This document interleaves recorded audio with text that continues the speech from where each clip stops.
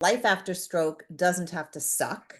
And as you said, my original connection with you was because of my long-standing career as a speech language pathologist that has focused and continues to focus on working with adults who have acquired communication disorders, typically resulting from a stroke.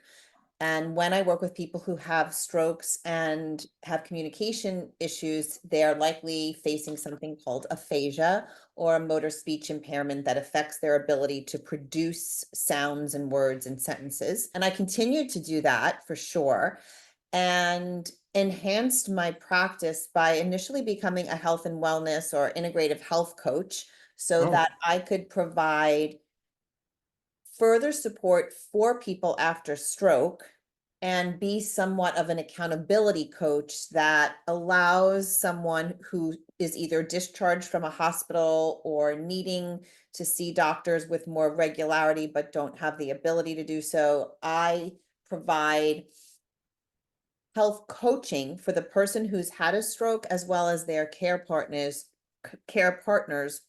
so that people can realize that stroke doesn't just affect the person who has it, that life after stroke doesn't have to suck, and that okay. life after stroke doesn't mean that you have to give up everything you were doing before. And so, with that health coaching mindset, we look at things in somebody's life that goes beyond just the symptoms of having had a stroke, whether it's being creative, whether it's maintaining relationships or learning or finances or home cooking and values. There's so many things that contribute to health other than taking blood pressure medication.